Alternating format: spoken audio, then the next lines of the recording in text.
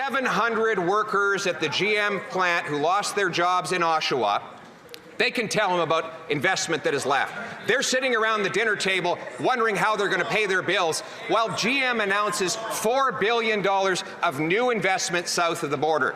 So while the Prime Minister promises yet another $1 trillion gift to President Trump, why doesn't he look them at those workers in the eye and explain to them why he betrayed them? Honourable Prime Minister.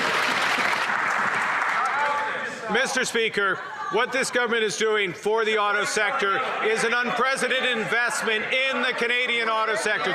We look the Canadian auto workers in the eye. We have $5 billion in the Strategic Response Fund.